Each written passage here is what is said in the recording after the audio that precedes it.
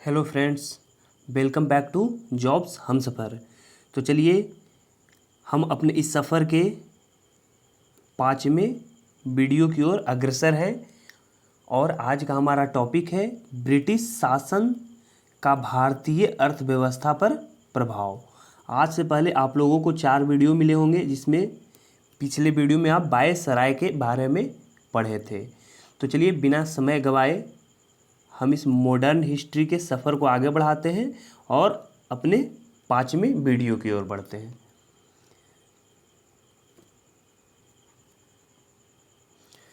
आज भारतीय अर्थव्यवस्था पर प्रभाव हम लोग देख रहे हैं ब्रिटिश शासन का। तो इसमें कुल 22 प्रश्न आपको मिलेंगे और इन 22 प्रश्नों को आप तब लगाओगे जब आप लोगों ने इसे पढ़ रखा होगा, तब आपका क्लियर ज़्यादा होगा। क्योंकि मैं कहीं ना कहीं आपको डेली बोलता हूँ कि आप अपने नोट्स से डेली बेसिस पे अपना तैयारी कीजिए और उसके साथ डेली बेसिस पे क्वेश्चन को लगाइए, तो आपको बहुत ही ज़्यादा फ़ायदा होगा। चलिए बिना समय गवाए बढ़ते हैं अपने प्रश्न की ओर। हम लोग है जो प्रश्न साथ में लगाएंगे और उसका उत्तर उसी समय आप लोगों को बताया जाएगा। साथ में आप अपने फ़ोन से यदि आप लाइव देख रहे होंगे तो लाइव चैट में आप कमेंट करोगे और यदि आप रिकॉर्डेड वीडियो बाद में देखोगे तो आप कमेंट बॉक्स में बताओगे कि आपका आखिरी में कितना सही हुआ। तो देखते हैं अपने पहले प्रश्न को।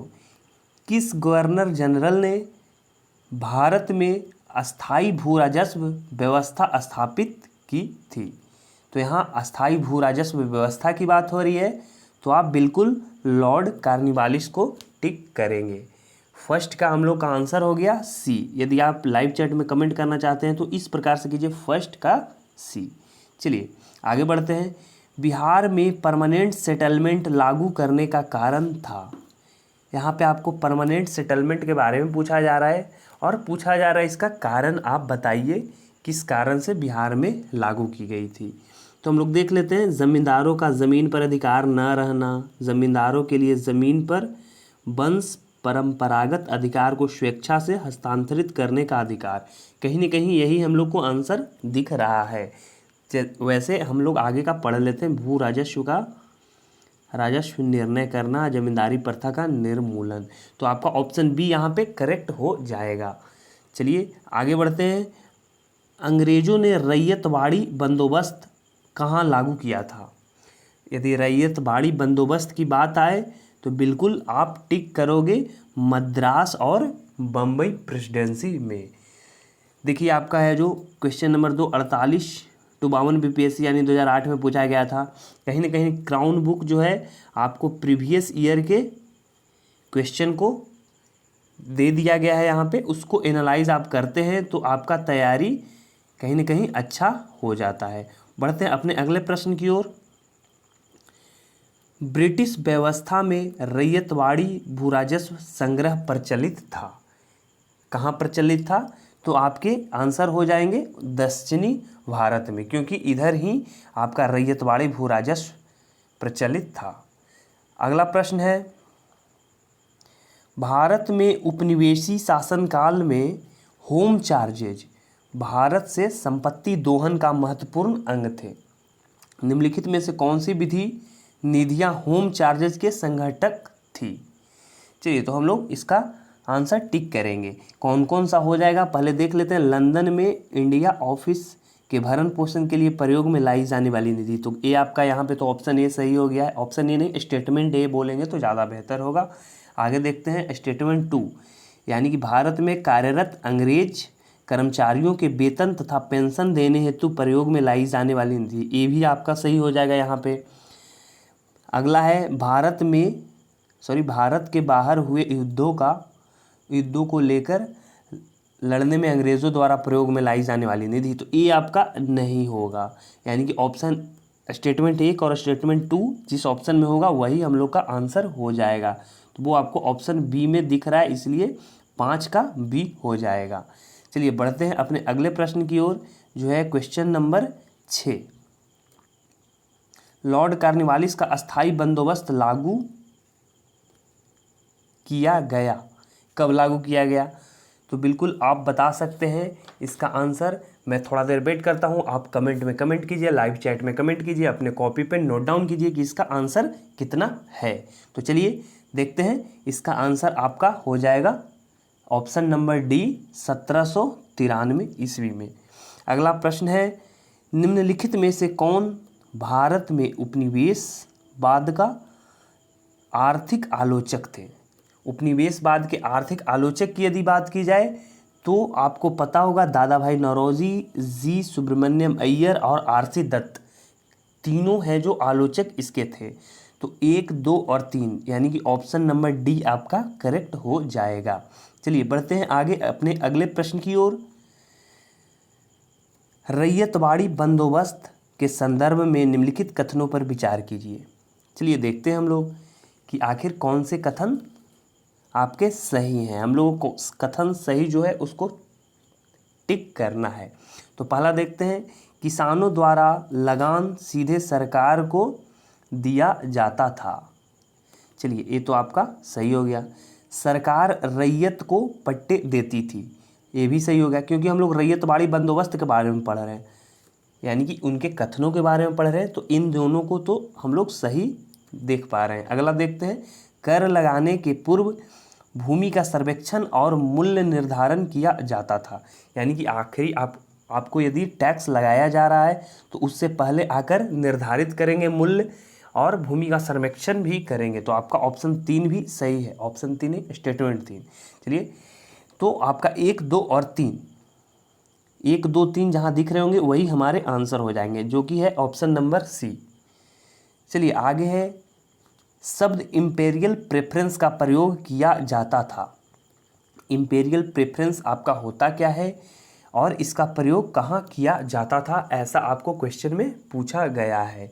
तो आपका आंसर हो जाएगा, भारत में ब्रिटिश आयातों पर दी गई विशेष रियायतों के लिए शब्द इंपेरियल प्रेफरेंस का यूज किया जाता था।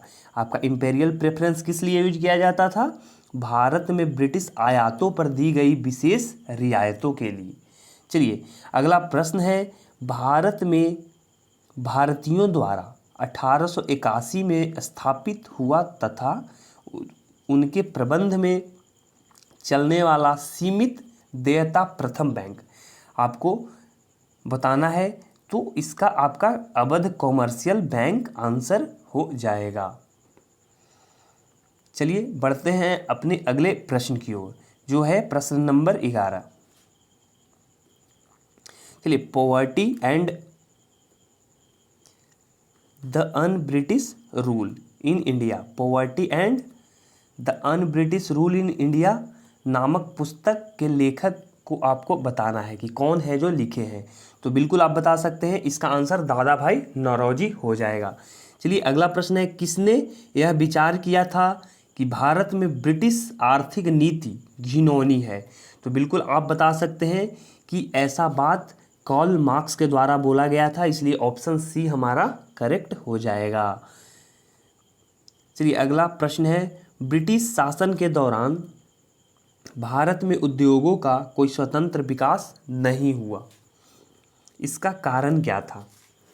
तो बिल्कुल इसका कारण आप लोगों को देखना होगा, भारी उद्योगों का अभाव, पूंजी की कमी, विदेशी पूंजी की कमी, प्राकृतिक संसाधनों की कमी, धनिक वर्ग द्वारा भूसंपत्ति में निवेश करने को तरजीह दिया जाना। तो बिल्कुल आपका ऑप्शन नंबर डी है जो करेक्ट हो जाएगा। धनिक वर्ग जो थे उनके द्वारा भूसंपत्ति में निवेश करने का तरजीह दिया जाना ही आपका स्वतंत्र विकास नहीं होने का प्रमुख कारण है ब्रिटिश शासन के दौरान। चलिए तो ऑप्शन डी करेक्ट हो जाएगा। अगला प्रश्न है, असम के सर्वप्रथम चाय कंपनी की स्थापना कब हुई थी? तो बिल्कुल आप बता सकते हैं 1839 में इसका स्थापना हुआ था। अगला प्रश्न है, कुछ प्रश्न यहाँ पे है, कुछ आगे हैं, तो चलिए इसको देख लेते हैं। निम्नलिखित कथनों पर विचार कीजिए। दादा भाई नौरोजी की भारतीय राष्ट्रीय आंदोलन को सर्वाधिक प्रभावी देन थी, राष्ट्रीय आंदोलन की सर्वाधिक प्रभावी क्या देन थी, इसके बारे में हम लोग को बताना है। तो चलिए हम लोग देख लेते हैं ऑप्शन को।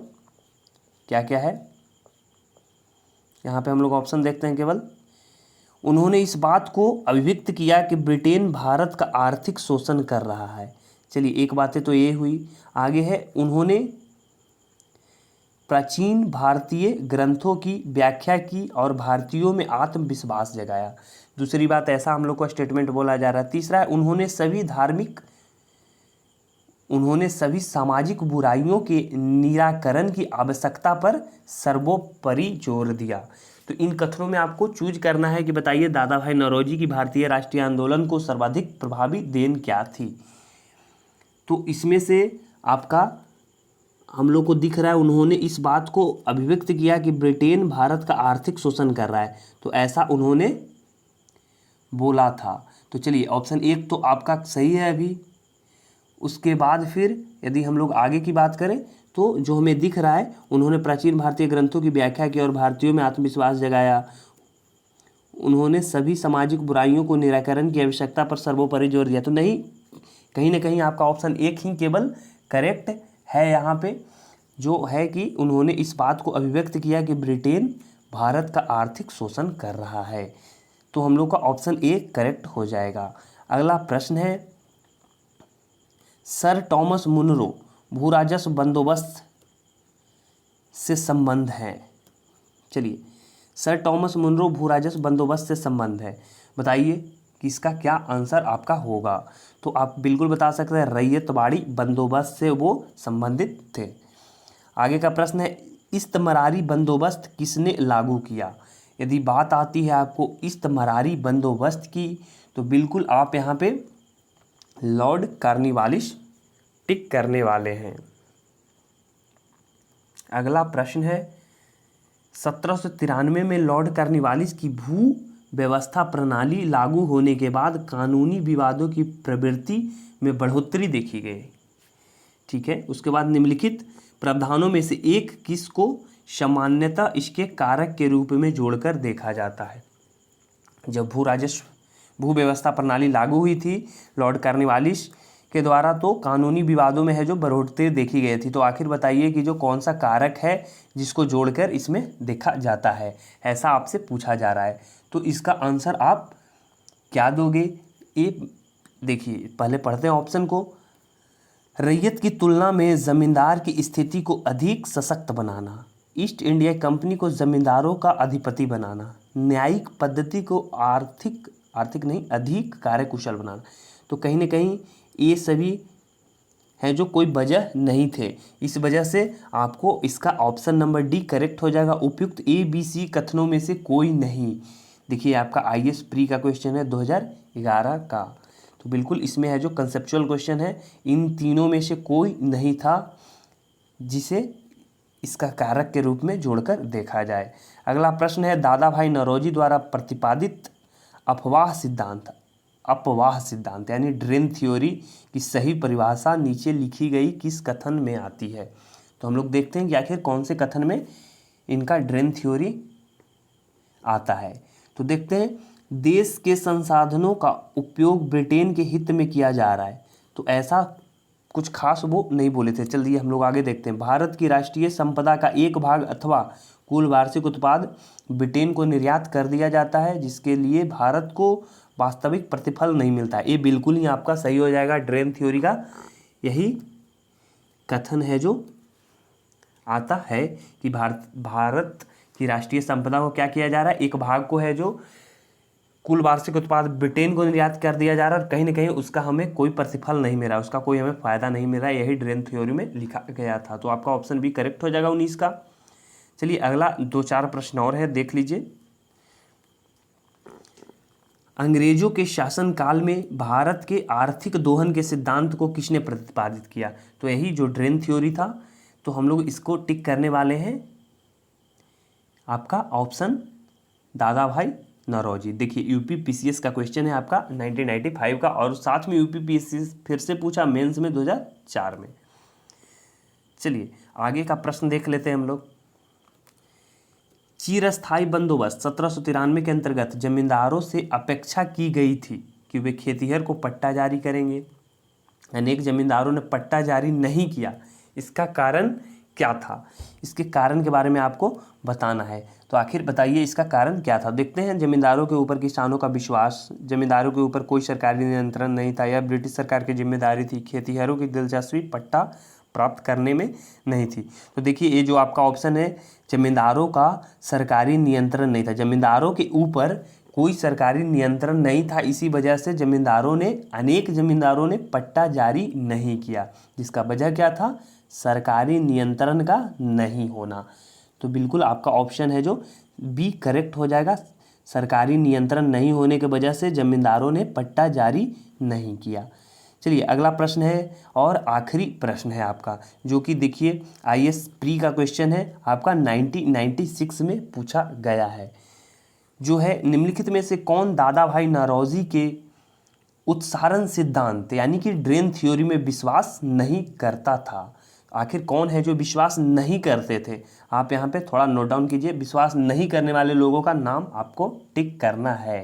तो देखिए Bal Gangadhar Tilak, RC Dutt, MG Ranade, sir Syed Ahmed Khan. तो बिल्कुल सर सैयद अहमद खां जो थे वो है जो आपके सिद्धांत उत्सारण सिद्धांत में ड्रेन थ्योरी में विश्वास नहीं करते थे। तो ऑप्शन डी आपका करेक्ट हो जाएगा यहाँ पे। तो देखिए हम लोगों ने आज कुल 22 यानी कि 22 प्रश्न देखा, जो आपका किस चैप्टर का था, ब्रिटिश शासन का भारतीय अर्थव्यवस्था पर प्रभाव। तो इससे पहले हम लोगों ने वायसराय को कवर किया था। आज आपके कुल 5 वीडियो हो चुके हैं, जो आपको 5 अगस्त को सुबह 8:30 पे यूट्यूब पे उपलब्ध हो जाता है, यानी कि डेली बेसिस पे सुबह 8:30 AM पर आपको क्राउन पब्लिकेशन के आपका अभी हिस्ट्री का पोर्शन चल रहा है, उसमें आधुनिक भारत यानी मॉडर्न हिस्ट्री अभी चल रहा है। चलिए तो ये जो सीरीज शुरू हुआ है वो आपको पूरा का पूरा क्राउन पब्लिकेशन के बुक यानी पूरा का पूरा सामान्य ज्ञान को, आपका हिस्ट्री हो गया, ज्योग्राफी हो गया, पॉलिटी हो गया, साइंस हो गया, उसके साथ ही जो भी अन्य चीज़ें और है सबको कवर किया जाएगा। डेली बेसिस पे आपको वीडियो उपलब्ध हो जाएगा। तो at the end of video आखिरी में मैं यही बोलूँगा, यदि आप मेरे चैनल पे नए हैं तो हमारे इस वीडियो को लाइक कीजिए, हमारे चैनल को सब्सक्राइब कीजिए और अपने दोस्तों के साथ शेयर करना बिल्कुल भी ना भूलें। तो याद रखिए, जॉब्स हमसफ़र आप लोगों के लिए एक नया सीरीज़ शुरू किया है, आप इसके सफ़र के साथ जुड़े रहिए। फिर मिलेंगे एक नए वीडियो में, तब तक के लिए शुक्रिया, जय हिंद।